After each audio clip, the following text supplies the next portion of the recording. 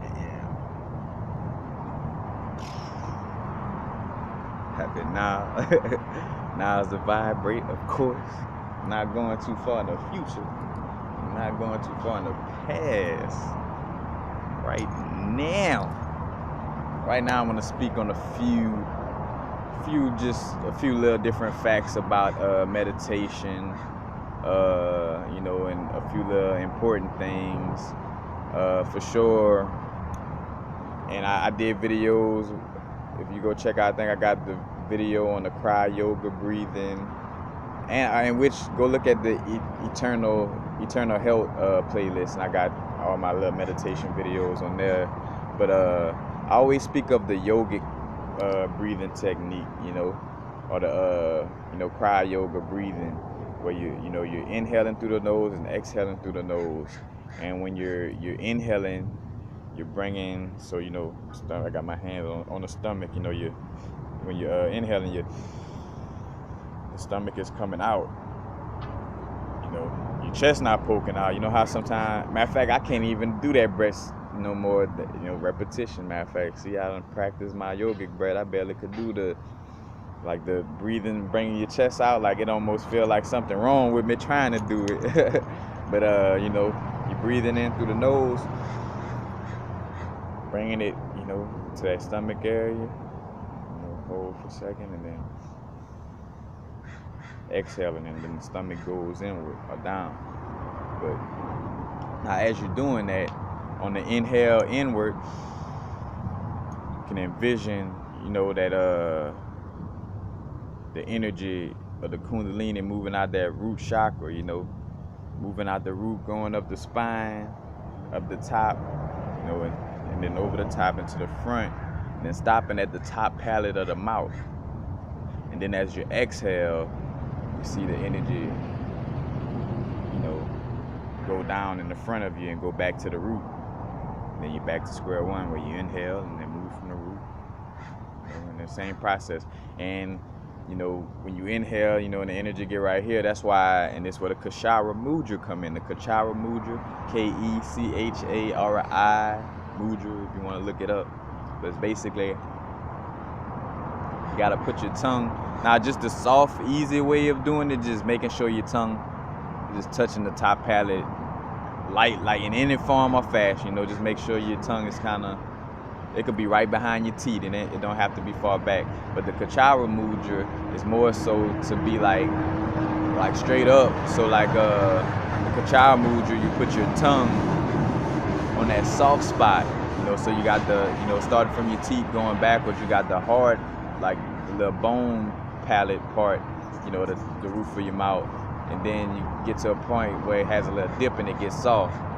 You want to sit your tongue in that little crater, in that little soft spot, in which I done got used to this. So that's one thing. As a matter of fact, it's about practice and implementing with time. Just like with anything, when you're practicing a sport, you learn how to dribble before you learn how to do the shooting part or whatever. You learn little things in pieces, and then you work on your dribbling, and then you work on your shooting, or whatever the case may be. But anyway, the Kachara Mudra allows for that electrical energy, or that Kundalini or Christ seed energy to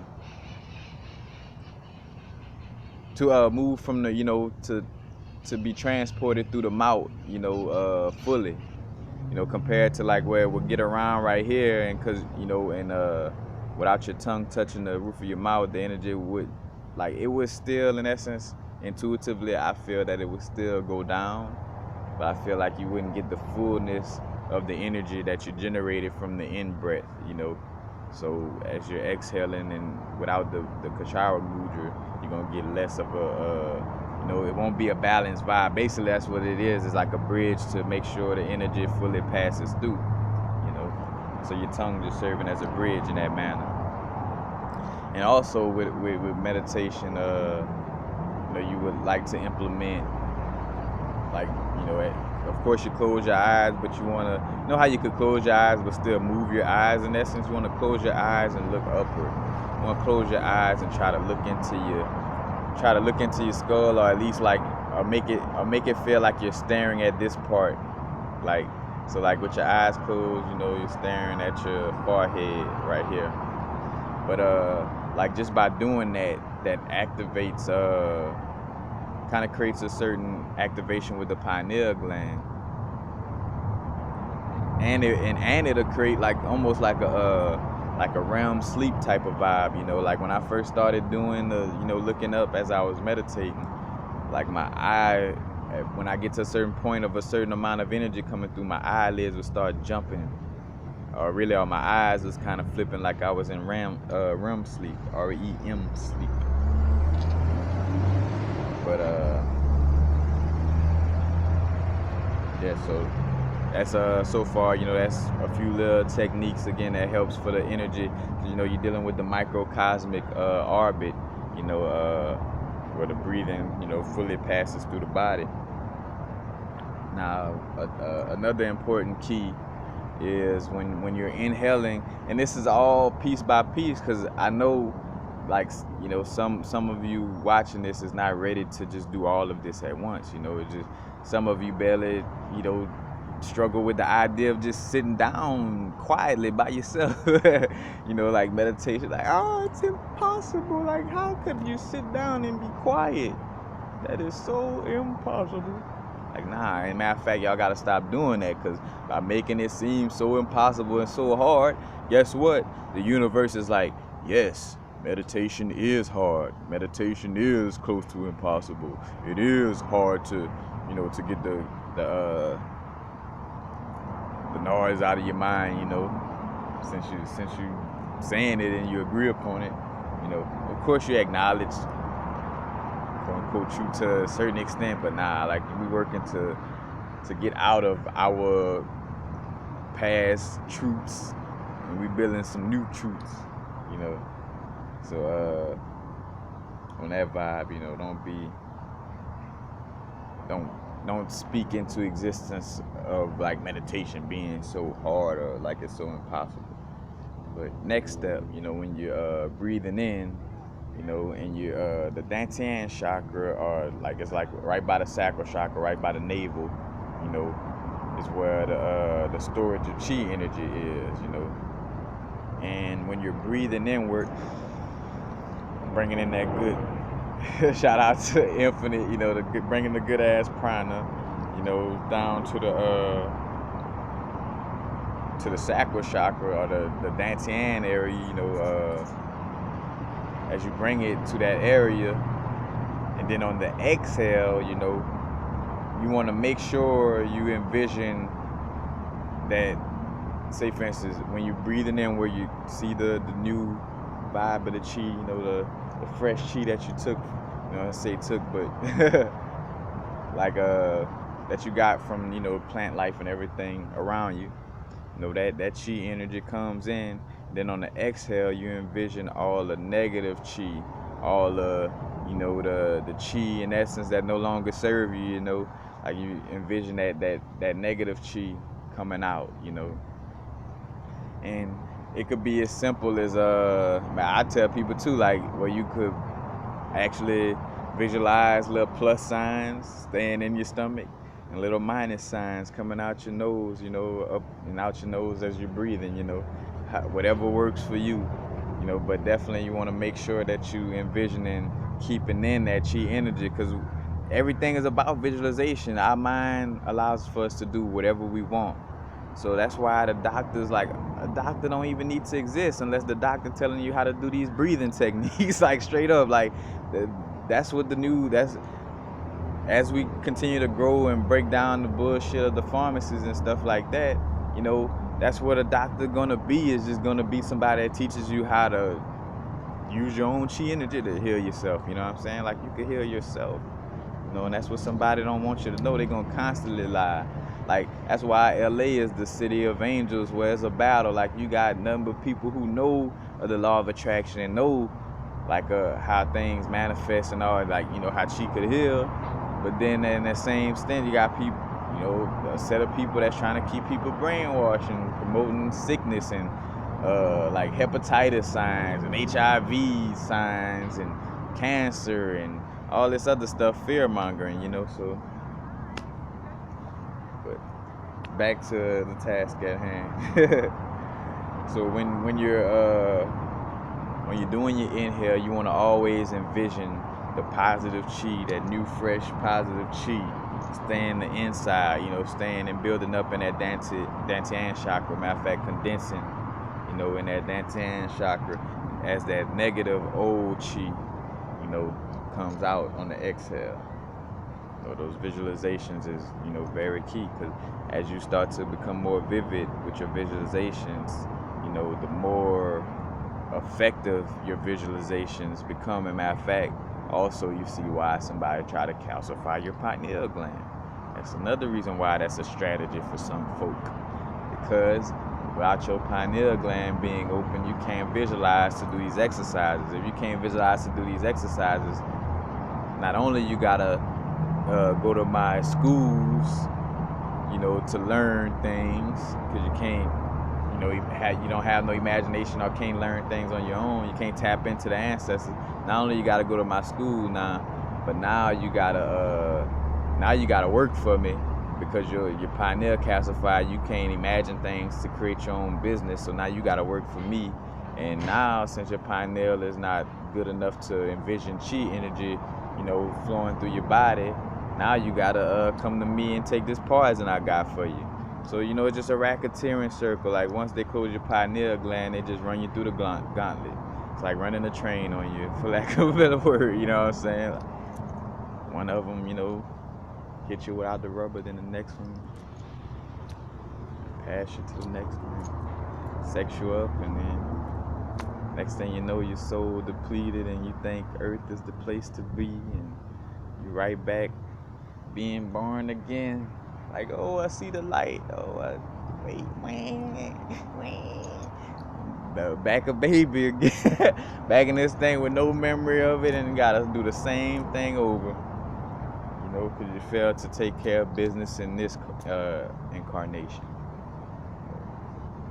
But visualizations is very key, to the meditate. Because again, you want to start off just by sitting down and being quiet. Like, for a lot of us, the first step is just to sit down, still for a second, let alone, just sit down without trying to think. And then, and then you start implementing the proper breathing techniques. And once you implement the proper breathing techniques, then you implement, the proper visualizations, and then you grow from there. You learn more and more visualizations, on that level. And now I want to speak to sitting in the lotus position. The lotus position is something that you don't have to do, but I'm gonna just speak to the pros and cons of the lotus position. The lotus position allows for the chi energy to flow to the vital, the vital organs. So instead of being in the extremities, in the legs and in the arms, still probably be in the arms, but instead of being like all in the legs and stuff like that, it'll concentrate the chi energy into the vital organs, as above, so below, in essence, like how I made that vibe, how I spoke on the vibe of like when, the frostbite, like, when things get super cold, the body got to make a decision, like, all right, got this vitality going on inside of here, we can't sacrifice, the whole body, in essence, like, or basically, let me say it like this, like, we have to sacrifice something to save the whole body, so it's like, all right, the warm blood has to go closer to the heart and to the vital organs, because say, for instance, you could go without your finger, it is what it is. Of course, it's a part of your body, but the importance is the vital organs. So, the fingers could, get cut off. So with going into that analogy, though, again, the lotus position is to, keep the circulation of chi in the vital organs. And what's funny, that's a beneficial thing, but so in the Tao practice, it's an unbeneficial thing. Like, say, for the lotus position is more more beneficial fully as seen from a cry yoga position or from a yoga position in essence.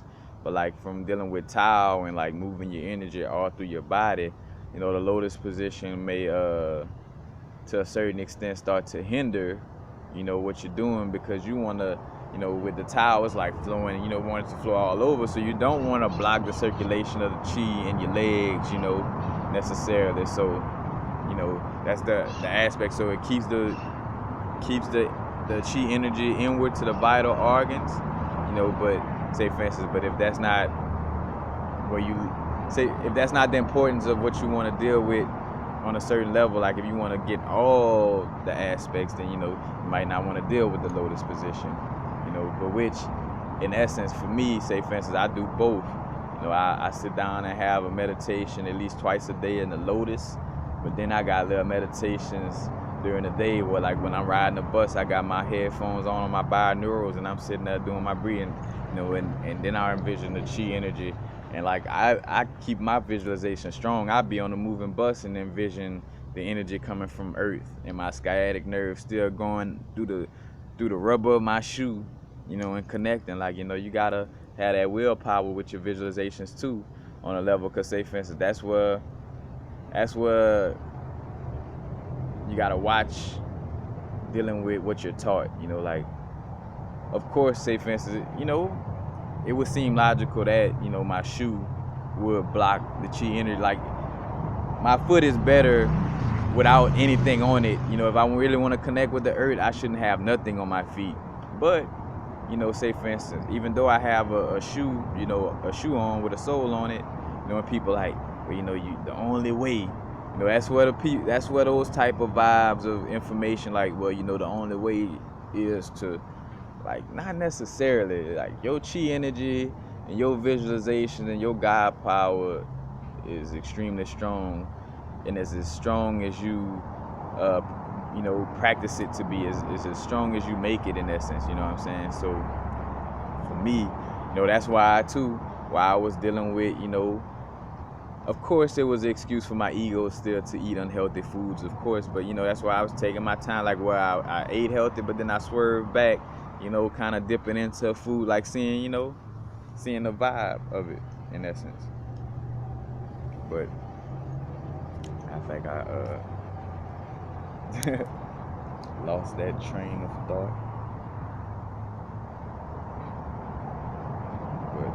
But yeah, and just speaking to the lotus position again, and one other thing that is beneficial for, though, like if you plan to meditate for a long time, like, you know, like say for instance, like a 40-minute plus or like an hour meditation plus, you know, matter of fact, it's been a while.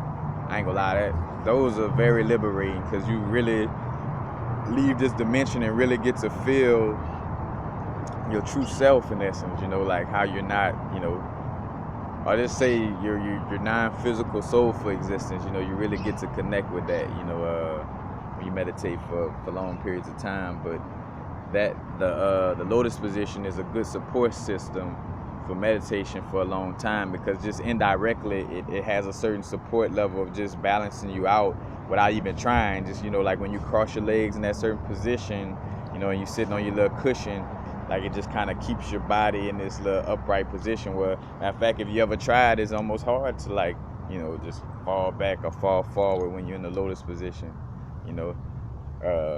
And if you realize, it's like being a little pyramid or like a little tripod, you know, like where you know, your legs go out, like, you know, your legs, you got the base of your spine or your tailbone, and then it goes out to your knees, and then, you know, so the lotus position almost have you in like a little triangle, like you're like a little sitting pyramid, bringing in energy.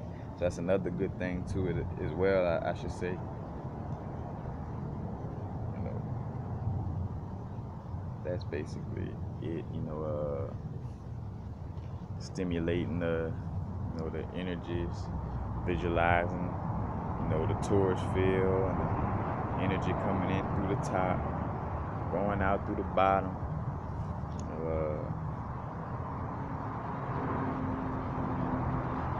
Also, you know,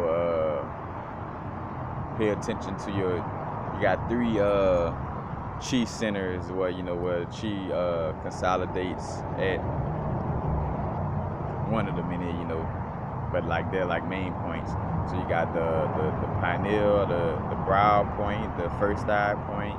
You got the heart, and then you got the navel. And like also this kind of for the people who's ready for this, I could bring this up. Well, they got a meditation. It's called taking short sips of breath.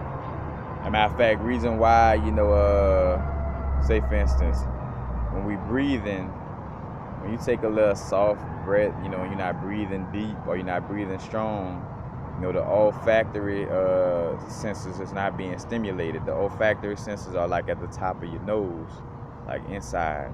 Like if you take a short breath, the air is not going, deep in there and hitting that area. As a matter of fact, the olfactory things like the olfactory bulbs, goes, and that's what connects the hypothalamus, the pituitary, the pineal, all those. That's why cryo yoga is, so effective on your spiritual growth, because the energy is going straight to, dealing with your pineal and dealing with that area. But, so the breath, hits that olfactory, and that's what creates the energy. But what I was getting to is taking the small sip, what they call small sips of breath. Where it's like, oh, damn. Woo. I've been doing a lot of breathing techniques. As a matter of fact, when I did that made me think to the point of like and then you'll start getting to a place where you'll start catching head orgasms. So when you like, I'm pretty sure people see me in public and probably wondering if I'm catching a little seizure.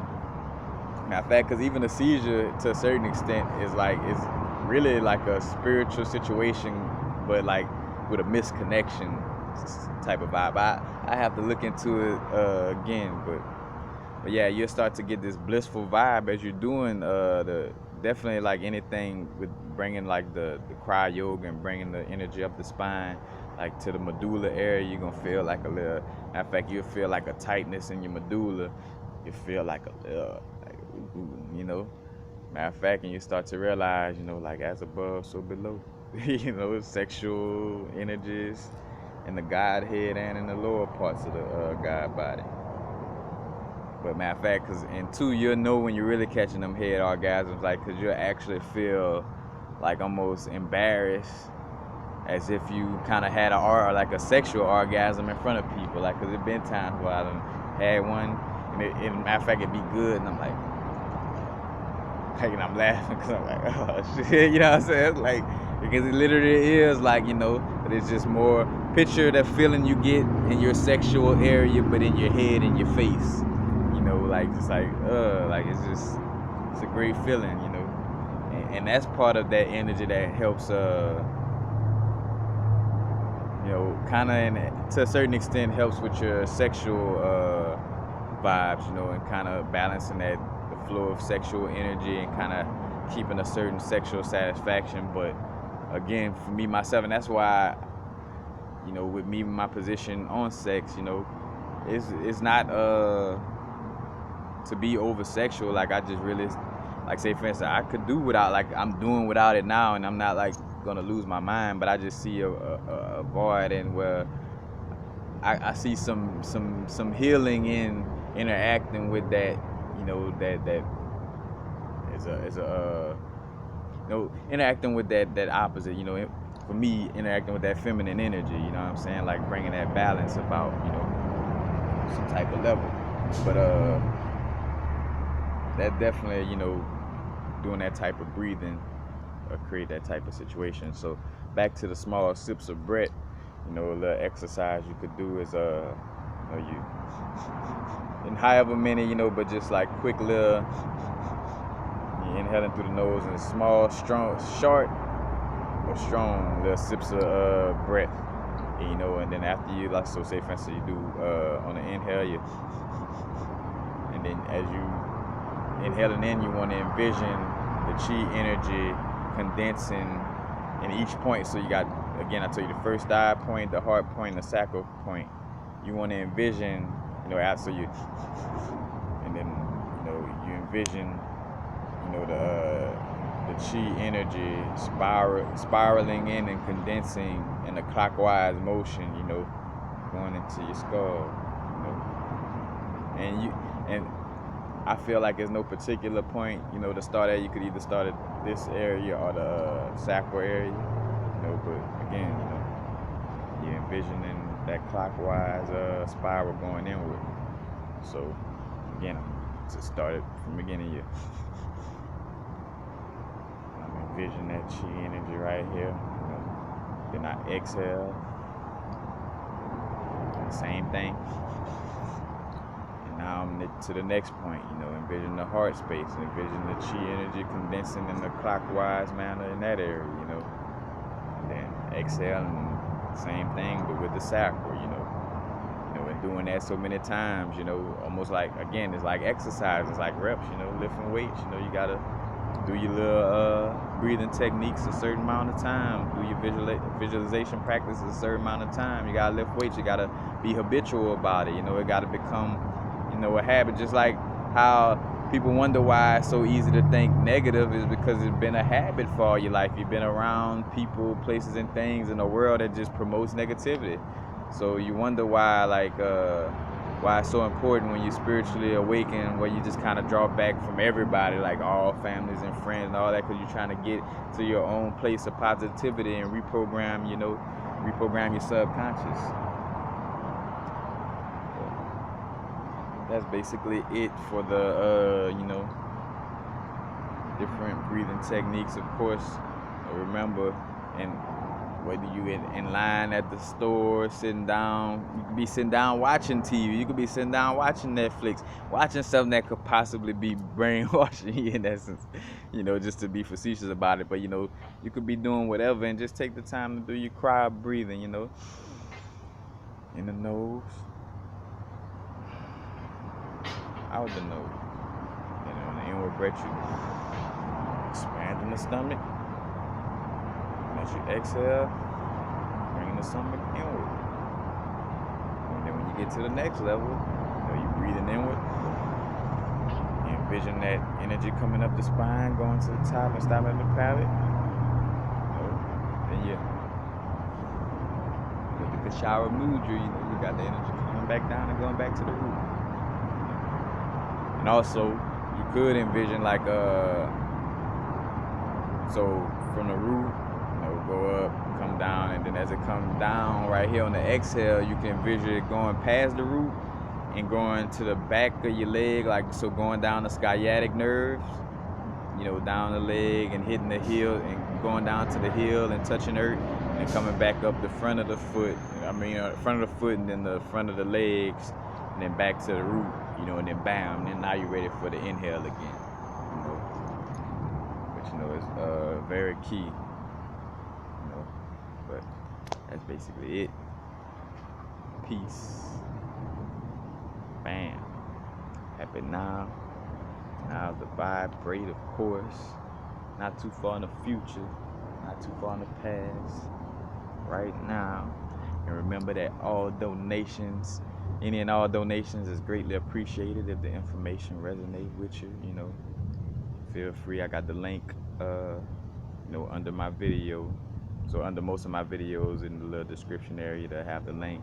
And then if you're watching this from on the computer, on the desktop, they got like a YouTube, on the YouTube front page, or where you're watching the video from, you'll see like a little PayPal P icon. That's be by some Instagram icons and some other icons, but that's also links for Instagram and stuff right there as well. But matter of fact, and check out my social media, my Instagram, Universal Frequencies. Also follow my Epic Lifestyles if you want to tune into the jury I'm dealing with.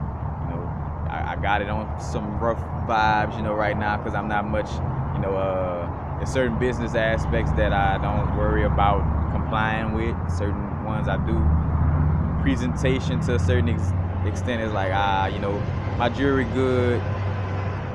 It looks good regardless of if I could make it look all extra shiny, with pictures. Of course, I do want to have better pictures and stuff like that, but it is what it is. I'm Source. I make it happen. You know what I'm saying?